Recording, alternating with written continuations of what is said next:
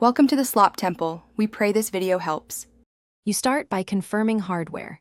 Check if your Victus laptop has an HDMI in port. Most do not, so have a USB HDMI capture device ready. Once done, power on your Xbox and the laptop so both are active. Make sure you're signed into the same Microsoft account for Xbox app streaming and update Xbox and Windows to the latest patches. This prevents compatibility issues and gives you the features you need to continue without interruptions. Next, plug the HDMI cable from the Xbox into the capture device and then connect that device to a USB 3.0 port on your Victus laptop. After that, install any required capture drivers and launch the capture software or the Xbox app. This is where you bind the signal.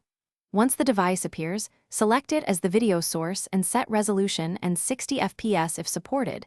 This ensures low latency and sharp visuals for gameplay. Also, configure audio input so game sound flows through the laptop. To finish, test controller input. Use the Xbox controller directly or connect it to the laptop for overlays and captures.